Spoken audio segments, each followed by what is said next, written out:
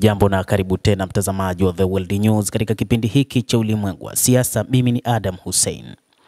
Baraza la Usalama la Umoja wa Mataifa limepiga kura ya kutaka kusitishwa kwa mapigano huko katika ukanda wa Gaza na kuhakikisha huduma muhimu za kijamii zinawafikia Wapalestina katika eneo hilo, huku Marekani ikizuia azimio hilo la Umoja wa Mataifa la kusitishwa vita. Wajumbe wa Baraza la Usalama la Umoja wa Mataifa wameikosoa Marekani siku ya Jumatano baada ya kulipinga azimio hilo la baraza hilo la kusitishwa mapigano na ufikishwaji endelevu wa misaada ya kibinadamu huko katika ukanda wa Gaza. Kwa ufupi ni kwamba Marekani haikutaka Umoja wa Mataifa usitishe vita hivyo katika ukanda wa Gaza, huko ikiona mauaji hayo kama jambo ambalo ni la kawaida sana.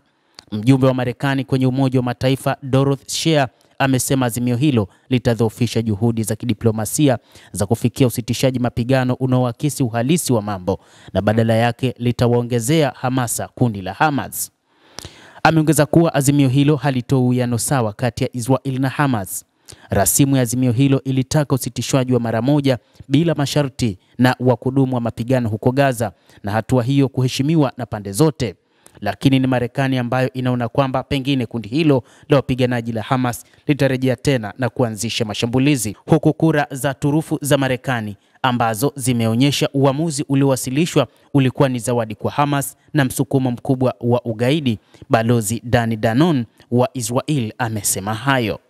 Mataifa 14 yalipiga kura katika Baraza la Usalama la Umoja wa Mataifa kutaka kusitishwa kwa mapigano kati ya Israel na Hamas na ufikiaji wa misaada hiyo kibinadamu, ambapo misaada imeshuka huku kukiwa na machafuko na umwagaji damu baada ya Israel kuondoa kizuizi cha wiki 11 katika eneo hilo.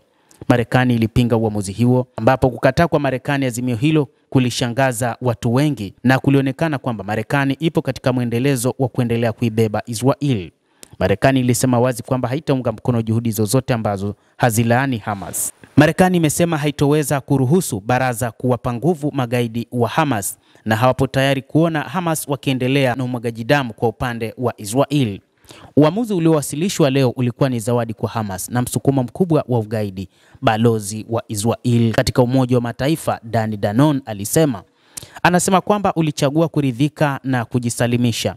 Ulichagua njia ambayo inaongoza kwa ugaidi zaidi, anasema Danon. Hata hivyo, Bwana Danon ameishukuru Marekani na Rais Donald Trump kwa kuwaonyesha tena maadui zao kwamba hakuna mchana kati yao, ambapo Waziri Mkuu Benjamin Netanyahu aliandika katika ukurasa wake wa Twitter muda mfupi baada ya mkutano kumalizika. Hiyo ndiyo njia pekee ya kuangamiza magaidi wa Hamas ambao bado wanawashikilia mateka 58 wasiokuwa na hatia katika shimo la Gaza. Ulimwengu uliostaarabika unapaswa kudai kuachiliwa kwao mara moja na bila ya masharti, anaeleza Waziri Mkuu wa Israeli Bwana Benjamin Netanyahu katika ukurasa wake wa X baada ya mkutano huo.